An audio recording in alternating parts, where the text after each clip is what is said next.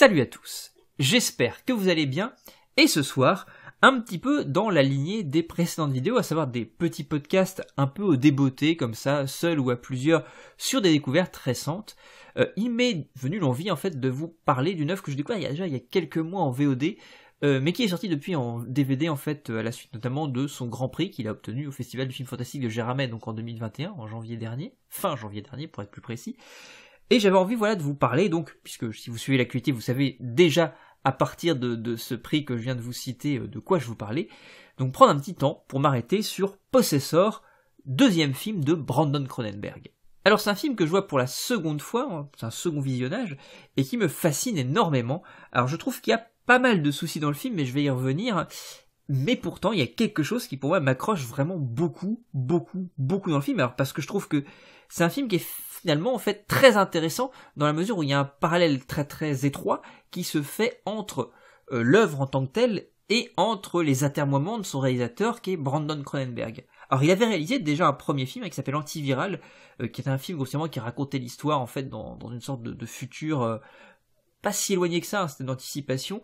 où on découvrait en fait des individus qui achetaient et se faisaient inoculer les virus de leur star préférée. Alors le film était assez poseur, assez chiant globalement, mais il y avait quelque chose visuellement qui était vachement intéressant. Alors le problème étant évidemment que c'est Brandon Cronenberg, et je suis pas encore rentré évidemment, mais je pense que bien sûr tout le monde le sait évidemment. Il s'agit donc du fils de David Cronenberg. Vous savez tout l'amour que j'ai pour David Cronenberg, principalement pour sa première partie de carrière, si je puis dire, celle qui va jusqu'à 1988, à savoir pour moi jusqu'à Faux Semblant. Après, j'ai un petit peu plus de mal, ça veut pas dire qu'il n'y a pas des choses que j'aime, on parlera tout à l'heure d'Existence, puisque Existence, évidemment, c'est là que Brandon Cronenberg a fait ses premières armes dans les effets spéciaux, mais voilà, c'est plutôt à cette première partie de Cronenberg à laquelle je me référais, puisque pour moi, c'est celle qui me touche le plus. Et pour faire une petite parenthèse sur David Cronenberg, évidemment, alors on a déjà parlé sur la chaîne, je vous amène sur toutes les vidéos, il me semble sur la moralité, mais également sur le gore, je suis revenu à pas mal de reprises, ce auteur qui est pour moi extrêmement important, très important, alors en plus d'être réalisateur, auteur, pour moi philosophe en fait dans une certaine mesure, hein, dans son approche du cinéma, son approche théorique des choses, mais qui devient très vite, si je puis dire, viscérale, puisque Cronenberg, jusqu'à 88, fondamentalement, alors quand même c'est un auteur, passe principalement par la série B, par le film d'exploitation, alors ce qui est pour le coup pas le cas de son fils, mais ça on y reviendra un petit peu tout à l'heure, et donc, bon ça je refais un petit topo rapidement, qui s'exprime principalement, donc David Cronenberg, David père, enfin Cronenberg père, je vais y arriver, c'est plutôt dans ce qu'on appelle donc le body horror. Alors ce qui est très intéressant, l'expression du body horror chez Cronenberg, c'est qu'on part d'éléments théoriques extrêmement radicaux, puisque Cronenberg c'est ça l'intérêt, c'est que c'est très radical, et justement on va travailler sur les conséquences de ces éléments théoriques sur le corps. Donc c'est-à-dire que ça se joue à deux niveaux fondamentalement, c'est-à-dire que d'un point de vue on va dire du processus créatif de Cronenberg, il part de quelque chose de très théorique, mais qui va pousser de manière extrêmement radicale, le plus radicalement possible, et va en montrer, on va dire, les conséquences sur la chair. C'est-à-dire qu'il théorise sur la chair, en la poussant le plus radicalement possible dans des questionnements sur l'abject, etc., en travaillant les dislocations du corps, les aberrations physiologiques, etc., mais en partant, encore une fois, d'une théorisation de quelque chose d'abstrait. Et dans ces films, si vous voulez, narrativement, c'est exactement ce qui se passe. On parle de somatisation, on parle de simplement ce genre de concept. Hein. On travaille sur, si vous voulez, la dichotomie corps et esprit, et quelles sont les conséquences, ou quelles actions peut avoir l'esprit sur le corps, et à quel point, justement, ce qui est théorisé de manière très claire chez Cronenberg, notamment dans Vidéodrome, par exemple, quand il parle de la nouvelle chair, mais c'est vraiment tous les films qui précèdent Vidéodrome amènent à cet objet absolu, on va dire, si je puis dire, cet apogée qui Vidéodrome, dans lequel, encore une fois, on part de choses très conceptuelles, de choses très abstraites, de choses très intellectuelles, rationnelles, et on va jouer, on va dire, sur les conséquences que ça va avoir sur le corps, sur les mutations physiologiques que ça va engendrer, et ça qui est extrêmement fort, et aller, encore une fois, extrêmement loin sur ce qu'on retrouve chez Descartes, hein, si vous voulez, cette opposition qu'on pose entre le corps et l'esprit. Là, ici, Cronenberg pose un lien, si vous voulez, indéfectible entre les deux. Et c'est ça qui est absolument passionnant. Alors moi, je suis moins Cronenberg après 88, puisque pour moi, Cronenberg, à partir de là, va devenir très intellectuel. Il va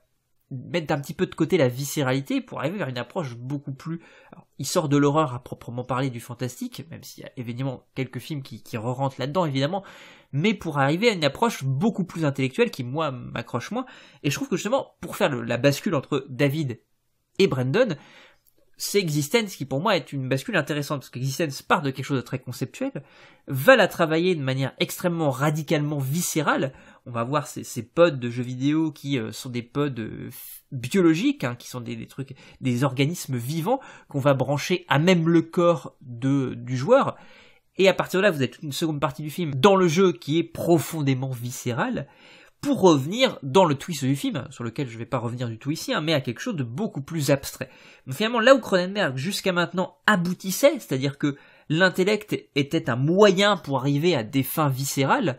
là, pour le coup, c'était la différence pour moi dans Existence, c'est qu'on partait de quelque chose, encore une fois, d'abstrait, c'était encore une fois un moyen pour arriver à quelque chose de viscéral, on arrivait à quelque chose de viscéral, mais à terme, on se rendait compte que ce côté viscéral servait quelque chose qu'on n'avait pas vu jusqu'alors, qui était quelque chose de profondément intellectuel, profondément, si vous voulez, détaché de tout ça, un petit peu poseur d'effets. Alors, j'aime beaucoup Existence, hein, évidemment, mais je trouve que, voilà, justement, on arrivait à un but qui était très différent. Et pour moi, là va se situer un petit peu la différence entre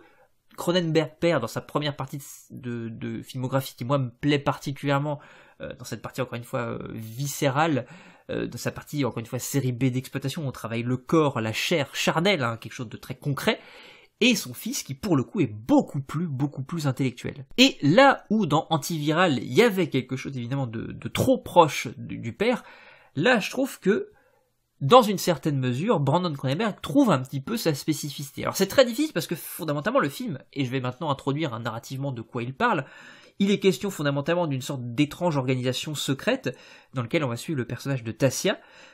qui, elle, est une tueuse à gages, mais la spécificité, c'est que cette entreprise secrète a une sorte de technologie un peu neurologique, donc qui se met avec un casque que vous avez sur la tête, et qui va permettre aux criminels, aux tueurs à gages, d'intégrer, de se servir d'une personne, alors on ne sait pas vraiment comment ils sélectionnent la personne, mais d'une personne en particulier, qui serait proche potentiellement des gens qu'on devait assassiner, puisqu'il y a des gens qui payent pour ça, hein, ce sont des tueurs à gages,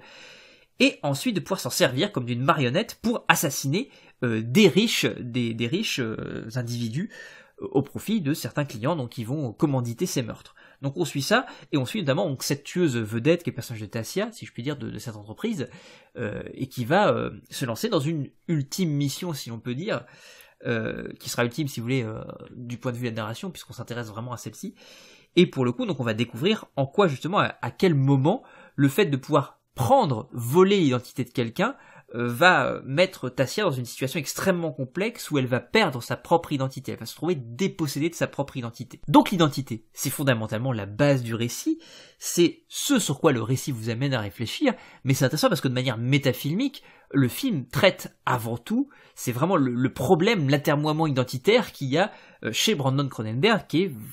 si vous voulez, transmis dans cette narration-là. Puisque comme je disais justement, il y a un lien évidemment avec le père, c'est très compliqué parce que Brandon Cronenberg n'a pas vraiment envie d'être, on le voit en interview, d'être vraiment directement affilié à son père. C'est dur hein, de porter de ce nom-là, parce que finalement c'est très compliqué de se forger une identité quand on a l'identité du père qui est si forte derrière, donc il n'a pas envie d'être attaché à ça, mais en même temps il fait quelque chose qui est de l'ordre du body horror, alors de manière un petit peu différente, mais qui le bloque quand même, parce que ça ramène continuellement au père, c'est-à-dire qu'il veut s'en éloigner, mais continuellement finalement il est obligé de revenir, ou on est obligé nous de juger par rapport à ça, et c'est très très complexe, parce que fondamentalement il travaille dans la même sphère, si je puis dire, de la SF. Et en ça, si vous voulez, vraiment, les ponts avec Existence sont très intéressants. Comme je disais tout à l'heure, hein, Brandon Cronenberg a commencé hein, sur Existence en travaillant sur les effets spéciaux. Et pour le coup, ce problème identitaire se pose vraiment là. C'est-à-dire qu'on a un lien très très proche. Alors en plus, sachant que pour moi, je considère évidemment que la bascule vraiment très radicale, où on bascule du concret, du charnel, à l'abstrait, à l'intellectuel ou à la surintellectualisation chez Cronenberg, c'est Existence. Et c'est intéressant de voir que Brandon Cronenberg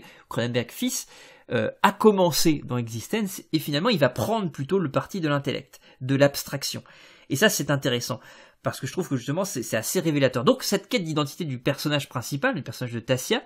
qui se retrouve justement brouillée, dépossédée de sa propre identité, parce qu'elle possède l'identité des autres, à tel point qu'elle s'y perd, justement, eh bien, vous l'avez, évidemment, ça fait en effet un écho, si je vois, direct à son auteur, et à ses propres questionnements, à ses propres interrogations. En plus, vous avez toute une réflexion, évidemment, sur le cinéma qui est intéressante, sur la question de l'identité, évidemment, dans la mesure où le personnage de Tassia, qui avant de s'introduire dans un corps, de posséder un corps pour pouvoir justement s'approcher de la personne qu'elle doit tuer, de sa cible, elle doit essayer de devenir sa cible, au sens comportemental, au sens psychologique, pour justement en faire une marionnette, mais qui en même temps une marionnette qui, au vu des individus qui gravitent autour, soit, si vous voulez, à s'y méprendre, identique. Et donc il y a tout un travail, tout un questionnement sur le métier d'acteur, évidemment, qui est là. Et c'est intéressant puisque vous avez ces doubles séquences justement où vous avez elle qui d'un côté va observer, donc le personnage qui est joué par Christophe Abbott, qui lui de son côté, elle va l'observer dans un premier temps pour essayer d'imiter, de reprendre ses formulations, ses intonations, etc. pour que justement comme il y a une petite amie, elle soit complètement camouflée si je puis dire, qu'elle ne soit pas repérée par sa petite amie. Donc il y a tout ce travail de l'acteur, et elle au passage sur les questions identitaires, c'est elle quand elle rentre chez elle, puisqu'avant d'entreprendre cette mission-là, elle va avoir une petite pause où elle va demander à rentrer chez elle, à retrouver sa famille, puisqu'elle a sa propre famille, elle a sa propre identité, mais même quand elle rentre chez elle, vous avez ce plan très intéressant, où un plan fixe, où elle est face à elle, face à la maison de sa famille, enfin l'appartement où vit sa famille, son fils, et son mari, et pour le coup elle va répéter également une scénette comme une actrice qui va pénétrer, alors que chez elle, alors que finalement elle est chez elle, elle devrait justement être elle-même, elle devrait justement se laisser pleinement éclater son identité. Or ici, elle se trouve tellement perdue que même sa propre identité n'est plus véritablement la sienne. Elle est encore une fois dépossédée de sa propre identité. Et au passage, pour revenir à ce lien avec Existence, évidemment, vous retrouvez aussi Jennifer Jason Leigh que vous trouviez au passage dans Existence de Cronenberg. Donc vraiment, les liens à tisser sont vachement intéressants, d'autant plus que dans Existence, il est aussi question d'identité de la même manière, hein, puisque les personnages à la fin se questionnent. Alors évidemment, s'ils sont dans la réalité ou s'ils sont dans le jeu, puisque c'est un questionnement évidemment sur la réalité virtuelle, sur les jeux vidéo. Mais ces personnages-là, lorsqu'ils sont en jeu vidéo, vont vriller leur identité, changer d'identité, etc. Ils ne savent plus qui ils sont, s'ils sont les personnages du jeu ou pas, s'ils sont hors du jeu, et lorsqu'ils sont hors du jeu, sont-ils vraiment eux-mêmes, ou est-ce qu'il y a encore une autre, si vous voulez, de manière méta, une autre réalité méta qui est encore au-dessus de celle dans laquelle ils sont et qui serait la réalité véritable. Donc tous ces questionnements-là, finalement, vous les avez également ici, hein, notamment parce que la réalité virtuelle est posée clairement dans le film aussi, puisque le personnage de Christopher Abbott, et vous avez vraiment travaillé dans une entreprise dans laquelle vous avez ces bâtiments délabrés, alors vous avez tout un questionnement au passage sur le capitalisme qui est vraiment intéressant, sur notamment l'aliénation par le travail,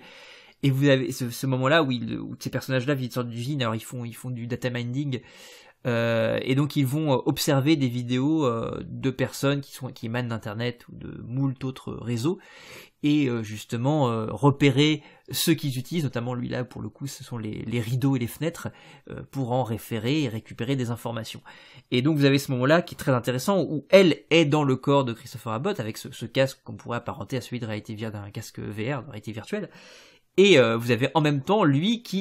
donc ils sont dans une sorte de trucs complètement délabrés, mais ils ont des sortes de casques aussi de réalité virtuelle qui leur permettent de se retrouver dans une sorte de bureau qui est extrêmement beau, extrêmement immaculé, face à il y a une grande baie vitrée qui donne sur la nature, etc. Donc vous avez si vous voulez, ces réalités imbriquées aussi, hein, qui pour moi me font penser aussi évidemment à une sorte de version aussi trash, peut-être serait une version trash pour moi aussi d'Inception dans pas mal de points aussi, cette question encore une fois de réalité imbriquée, que je trouve aussi assez récente. Pour en venir justement à cette question de l'identité, il y a aussi tout un fond sur la pénétration qui est quand même très très très présent, qui ramène aussi à la question de l'identité sexuelle évidemment dans le film. Vous avez cette séquence de sexe qui est aussi intéressante, alors qui lorgne un petit peu vers la pornographie justement, qui est vraiment intéressante. Pour le coup, on a quelque chose d'extrêmement explicite, d'extrêmement graphique sexuellement, mais qui pour le coup a vraiment du sens. Donc pour moi, c'est pas inutile, pour le coup, ce plan-là est intéressant. Et vous avez une multiplicité de pénétrations en fait qui sont présentées dans le film. On commence le film avec un meurtre notamment, avec ce plan serré sur la gorge d'une des cibles de Tassia, avec la mission précédente, celle qu'on va voir dans le film, où vous avez un personnage qui est assassiné en se prenant une sorte de coup, c'est un coup de couteau hein, dans la gorge, pardon, et vous voyez ce plan très serré qui va revenir à plusieurs reprises, et notamment lors de séquences de sexe, où on trouve voilà ce qu'on voit ce couteau pénétrer la gorge, Et vous avez cette pénétration qui est renforcée. Alors, pareil, ça revient à Existence avec cette idée-là aussi, où vous avez ces câbles qui rentrent dans le crâne, qui permettent justement de synchroniser l'identité avec, l'identité de l'autre avec l'identité de celui qui est à l'intérieur de lui. Et vous avez encore une fois cette pénétration qu'on retrouvait encore une fois chez Cronenberg avec ce sort de truc dans Existence avec le pote qu'on branchait directement à la moelle épinière par une sorte d'orifice un peu anal. Et vous aviez cette idée-là de pénétration qui est très présente dans le film, parce que le film joue pas mal sur les armes blanches, etc. On tue principalement avec les armes blanches. Et vous avez effectivement la pénétration qui est aussi dans l'acte sexuel, qui est très très très récurrent aussi dans le film. Donc le film est, au passage, et ça me permet de basculer sur la question de que le film est extrêmement graphique. Alors ça ramène effectivement théoriquement, abstraitement à la question de la pénétration de l'identité, à savoir est-ce que quelqu'un pourrait me pénétrer d'un point de vue identitaire, d'un point de vue psychologique, d'un point de vue métaphysique.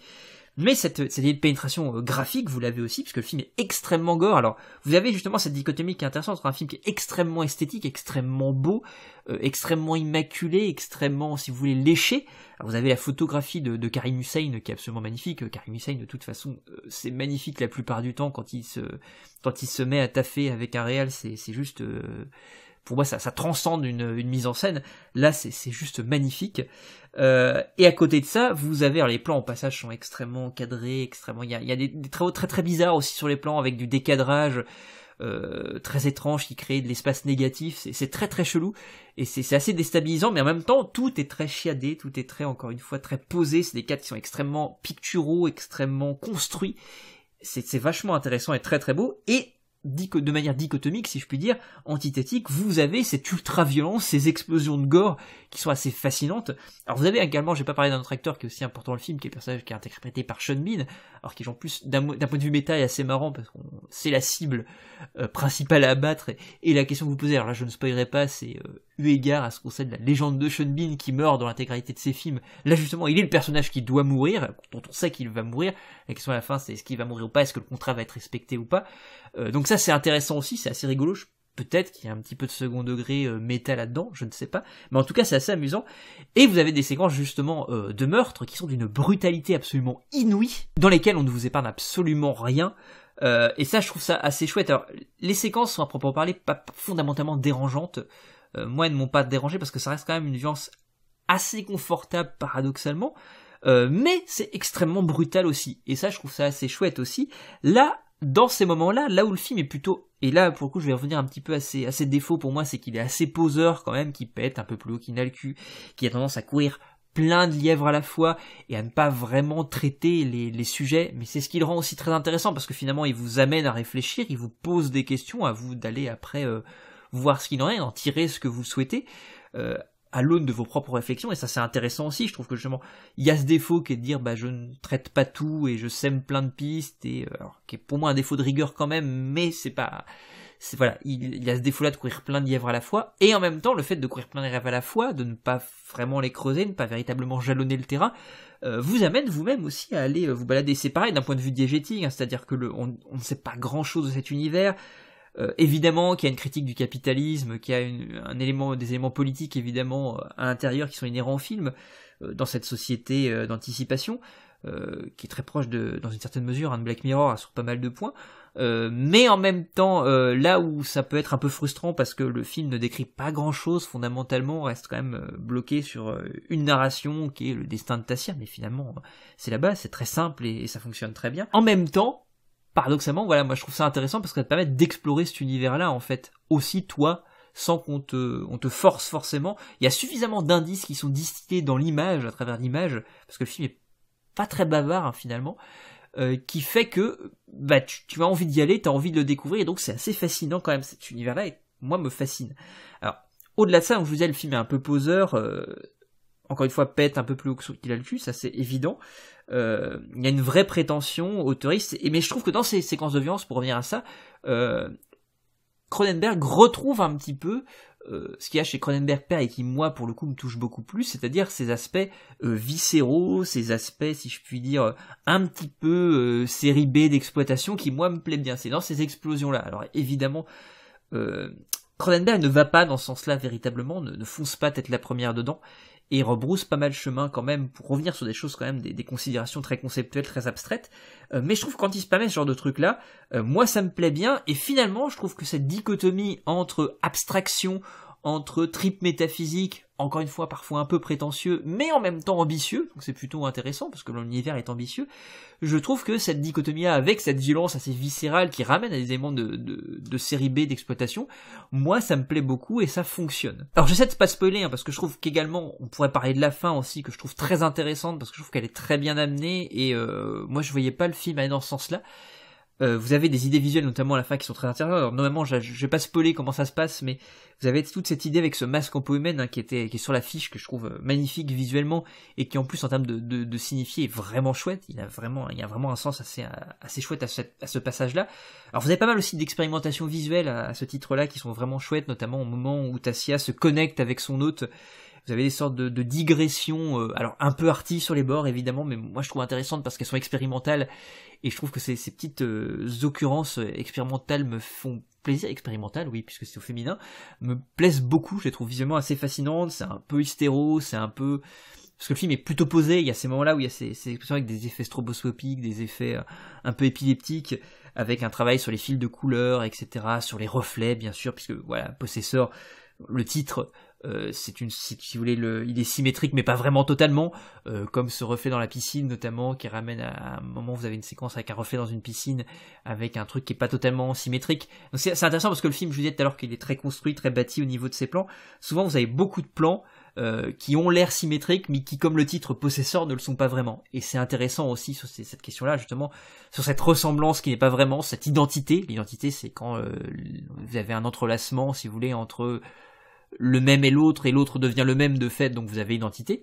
Là, on reste dans cet entrelacement bizarre, en fait, où vous avez cette inquiétante étrangeté. C'est ça, c'est la question du double chez Freud. Le double est inquiétant, est étrange, parce que justement, il est un tout petit peu différent. Et le film joue très très bien là-dessus. Et donc, je revenais sur ce final, en fait, moi, je trouve qu'il y a des choses très intéressantes. Je trouve que le final est assez couillu narrativement, assez inattendu aussi. Et vous avez justement ces petites digressions-là, très horrifiques et très angoissantes, et qui pour le coup sont un peu dérangeantes avec ce masque justement en peau humaine, que je trouve chouette parce qu'il est un petit peu bis sur les bords visuellement. Je trouve que le rendu est un peu bis, mais justement c'est parce qu'il est un peu bis, parce qu'il s'avère un peu moins propre et un peu foufou, un peu étrange, vraiment un peu viscéral, que pour le coup là le film gagne ses quelques galons en termes de malaise. Donc voilà, je vais essayer de pas trop vous en dire, en tout cas j'essaie de faire un petit peu le tour de ça. Voilà, Possessor, c'est un film, moi, qui a beaucoup fonctionné sur moi, qui est un film qui me fascine, que j'ai envie de revoir, vraiment, parce que je trouve qu'il y a plein de choses à faire. Alors attention, ça peut être graphique, dérangeant, violent en termes de violence, en termes de sexe, etc. aussi. Peut-être que ça peut déranger certains. Mais je trouve que vraiment tout ça n'est pas gratuit, n'est pas complaisant, jamais.